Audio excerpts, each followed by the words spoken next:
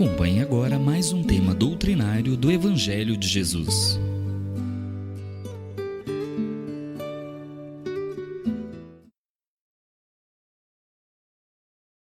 Olá a todos, eu sou a Daniela Arantes, é um prazer estar com vocês aqui hoje no canal do Grupo Espírita Irmão Aniceto para darmos continuidade ao estudo do Evangelho segundo o Espiritismo. Vamos dar início agora ao capítulo 18, muitos os chamados, poucos os escolhidos, e esse capítulo se inicia com a parábola do festim das bodas, que inclusive tem um trecho que dá título, ao capítulo. Então eu vou começar fazendo a leitura do item 1 da parábola e depois a gente conversa um pouquinho. Falando ainda por parábolas, disse-lhes Jesus: o reino dos céus se assemelha a um rei que, querendo festejar as bodas de seu filho, despachou seus servos a chamar para as bodas os que tinham sido convidados. Estes, porém, recusaram-se a ir. O rei despachou outros servos, com a ordem de dizer da sua parte aos convidados: preparei o meu jantar, mandei matar os meus bois e todos os meus cevados. Tudo está pronto, vide as bodas. Eles, porém, sem se incomodarem com isso, lá se foram, um para sua casa de campo, outro para o seu negócio. Os outros pegaram dos servos e os mataram, depois de lhes haverem feito muitos ultrajes. Sabendo disso, o rei se tomou de cólera e, mandando contra eles seus exércitos, exterminou os assassinos e lhes queimou a cidade. Então disse a seus servos: o festim das bodas está inteiramente preparado, mas os que para eles foram chamados não eram dignos dele. E depois às encruzilhadas e chamai para as bodas todos quantos encontrardes. Os servos então saíram pelas ruas e trouxeram todos que iam encontrando, bons e maus. A sala das bodas se encheu de pessoas que se puseram à mesa. Entrou em seguida o rei para ver os que estavam à mesa, e dando com um homem que não vestia a túnica nupcial, disse-lhe: meu amigo, como entraste aqui sem a túnica nupcial? O homem guardou silêncio. Então disse o rei à sua gente: atai-lhe as mãos e os pés, e lançai-o nas trevas exteriores. Aí é que haverá prantos e ranger de dentes, porquanto muitos há chamados, mas poucos escolhidos. Mateus, capítulo 22, versículos 1 a 14. Então, esse trecho é um trecho do Evangelho de Mateus, do Novo Testamento, e mais uma vez Jesus faz o uso de parábolas, que são narrativas inspiradas em situações cotidianas para as pessoas daquela época, com a intenção de transmitir ensinamentos espirituais profundos. E ele faz uma analogia entre o reino dos céus e um festim de bodas, das bodas, que é um grande banquete de casamento preparado por um rei para o seu filho.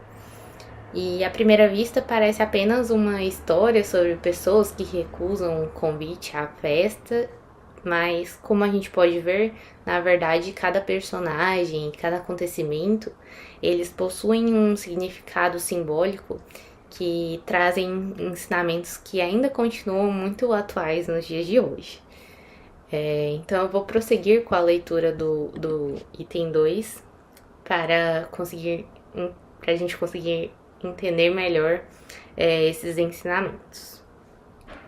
Então o item 2 continua assim: o incrédulo sorri a esta parábola, que lhe parece de pueril ingenuidade, por não compreender que se possa opor tanta dificuldade para assistir a um festim, e ainda menos que convidados levem à resistência a ponto de massacrarem os enviados do dono da casa. As parábolas, diz ele, o incrédulo, são sem dúvida imagens, mas ainda assim mister se torna que não ultrapassem os limites do verossímil.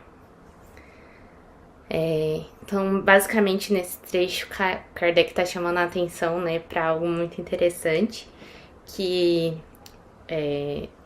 se a gente analisar essa parábola apenas no sentido literal, realmente ela parece exagerada, porque afinal, né, quem vai recusar um convite para um grande banquete, para uma festa? Mas ainda mais, né, quem chegaria ao ponto de maltratar os mensageiros do rei, né, que estão convidando para essa festa? Mas Jesus não pretendia contar uma história comum. O objetivo não era descrever um fato histórico, era despertar a nossa reflexão sobre as verdades espirituais, né? Então, dando continuidade à leitura. Outro tanto pode ser dito de todas as alegorias, das mais engenhosas fábulas, se não lhes forem tirados os respectivos devoltórios, para ser achado o sentido oculto.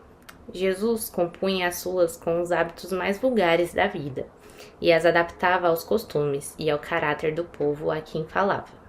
A maioria delas tinha por objetivo fazer penetrar nas massas populares a ideia da vida espiritual, parecendo muitas ininteligíveis quanto ao sentido, apenas por não se colocarem nesse ponto de vista os que as interpretam. E aqui, então, Kardec está tentando falar um pouco da pedagogia de Jesus, né? Que ele tentava falar a linguagem do povo mesmo. Em vez de fazer discursos complexos, ele tentava utilizar exemplos do dia a dia das pessoas, né? Sementes, pescadores, pastores, trabalhadores, festas de casamento, e assim, cada pessoa ela conseguia compreender melhor as mensagens, né, de acordo com o seu grau de entendimento. E talvez esse também seja um convite para nós aqui no Espiritismo, de quando estamos estudando o Evangelho, a gente também precisa procurar, né, além das palavras, entender o significado que elas carregam, né, além simplesmente do que está escrito ali. Continuando a leitura, então. Na de que tratamos, Jesus compara o reino dos céus, onde tudo é alegria e ventura, a um festim. Falando dos primeiros convidados, alude aos hebreus, que foram os primeiros chamados por Deus ao conhecimento da sua lei. Os enviados do rei são os profetas, que os vinham exortar a seguir a trilha da verdadeira felicidade. Suas palavras, porém, quase não eram escutadas. Suas advertências eram desprezadas. Muitos foram mesmo massacrados, como os servos da parábola. Os convidados que se excusaram, pretextando terem de ir cuidar de seus campos, de seus negócios, simbolizam as pessoas mundanas que, absorvidas pelas coisas terrenas, se conservam indiferentes às coisas celestes. E aqui, né, Kardec tenta explicar, então, o que cada um representa, né? Então, primeiro o rei, que representa a Deus, e oferece todos essa oportunidade de se aproximar dele e alcançar a felicidade espiritual. O reino dos céus, né, que é representado pelo banquete, pelo festim, ou seja, a vida espiritual plena e a união com Deus. Os primeiros convidados, eles representam principalmente o povo hebreu, que foi o primeiro a receber os ensinamentos divinos através dos profetas. E os servos enviados pelo rei, eles são representados, eles representam, né, os profetas de Deus, que chamavam as pessoas para seguir no caminho do bem, e muitas vezes foram rejeitados, foram perseguidos. E as pessoas que recusam o convite porque estão ocupados com seus campos, os negócios, eles representam aqueles que se deixam dominar, né, pelas preocupações materiais, mundanas, e não dão atenção à vida espiritual. E isso nos faz pensar, então, será que quantas vezes nós também não recebemos esse convite de Deus convite para estudar, para servir, para perdoar, para praticar a caridade. E acabamos respondendo que estamos ocupados demais. Muitas vezes a gente não tá recusando esse convite de forma consciente. A gente tá tão preocupado ali com as coisas do dia a dia, com as coisas mundanas, e acaba deixando de lado, né, a parte espiritual. E então isso nos chama a atenção, né, para algo muito atual, né. E continuando então a leitura, era crença comum aos judeus de então que a nação deles tinha de alcançar supremacia sobre todas as outras. Deus, com efeito, não prometera a Abraão que a sua posteridade cobriria toda a terra? Como sempre, porém, atendo-se à forma, sem atentarem ao fundo, eles acreditavam tratar-se de uma dominação efetiva e material. Antes da vinda do Cristo, com exceção dos hebreus, todos os povos eram idólatras e politeístas. Se alguns homens superiores ao vulgo conceberam a ideia da unidade de Deus, essa ideia permaneceu no estado de sistema pessoal. Em parte nenhuma foi aceita como verdade fundamental, a não ser por alguns iniciados, que ocultavam seu conhecimento sob um véu de mistério, impenetrável para as massas populares. Os hebreus foram os primeiros a praticar publicamente o monoteísmo. É a eles que Deus transmite a sua lei, primeiramente por via de Moisés, depois por intermédio de Jesus.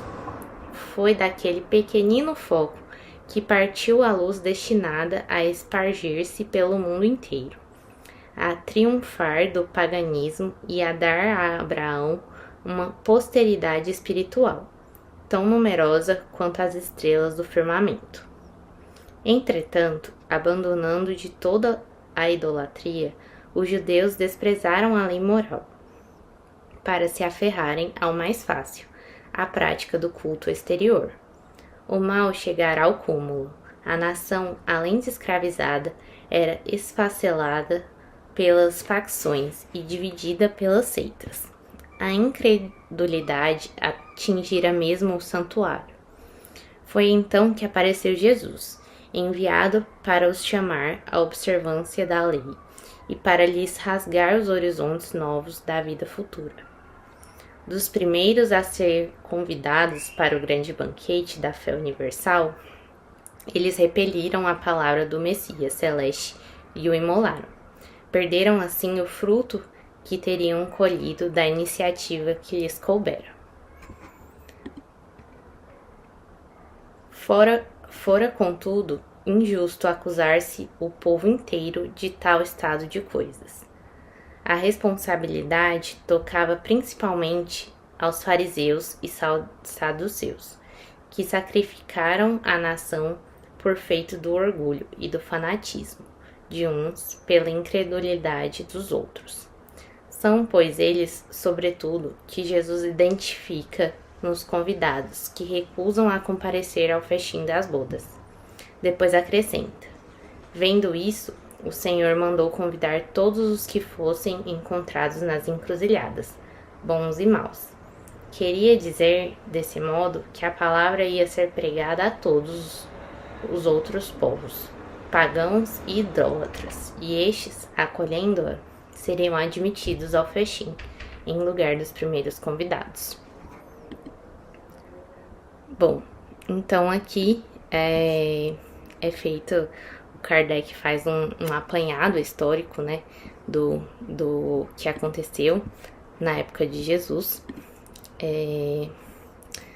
E os hebreus, eles tiveram, então, essa missão de preservar a ideia do Deus único, né, em uma época em que havia predominantemente o politeísmo. E muitos acabavam valorizando mais as práticas exteriores da religião do que a vivência da lei de Deus, né?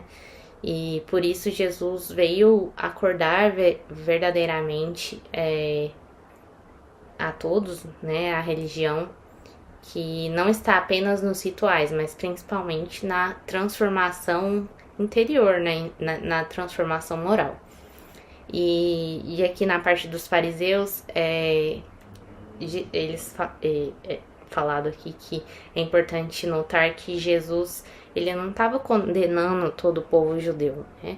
Kardec esclarece que a sua crítica era dirigida principalmente aos líderes religiosos da época que por orgulho, fanatismo ou incredulidade dificultavam que a mensagem renovadora fosse acolhida. E aqui quando fala que o Senhor mandou convidar, vendo isso, o Senhor mandou convidar a todos os que fossem encontrados nas encruzilhadas, bons e maus. Basicamente está querendo dizer que o convite ele deixou de ser restrito e ele passou a alcançar toda a humanidade. Então, Deus ele não estava fazendo distinção entre povos, ou culturas, ou condições sociais. Então, todos nós somos convidados ao reino dos céus. É um convite universal, né? Não segregado para uma parte da população. E por fim, então, Kardec diz que, no entanto, não basta a ninguém ser convidado. Não basta dizer-se cristão, nem sentar-se à mesa para tomar parte no banquete celestial. É preciso, antes de tudo, e sob condição expressa, estar revestido da túnica nupcial, isto é, ter puro coração e cumprir a lei segundo o Espírito. Ora, a lei toda se contém nessas palavras: fora da caridade não há salvação. Entre todos, porém, que ouvem a palavra divina, quão poucos são os que guardam e aplicam proveitosamente. Quão poucos se tornam dignos de entrar no reino dos céus. Eis porque Jesus disse: chamados haverá muitos, poucos, no entanto, serão escolhidos. Então, Kardec encerra aqui com uma observação, né, importante que Jesus fez com a parábola de que não basta você ser convidado e aceitar o convite, é preciso também vestir a túnica nupcial, que pela interpretação espírita a túnica representa a nossa formação moral. Então a gente tem que nos esforçar sinceramente a nos desenvolver, desenvolver as nossas virtudes como humanidade, bondade, paciência, perdão, caridade. E Deus está convidando a todos, como eu falei anteriormente, mas cada um precisa também fazer a sua parte, né? Não adianta você estar sendo chamado, você estar ouvindo a mensagem, se você não conseguir trazer isso para você. Será que a gente tem nos preocupado demais em parecer bons e não realmente buscado sermos, nos tornar pessoas melhores? Então a mensagem da parábola é muito mais atual.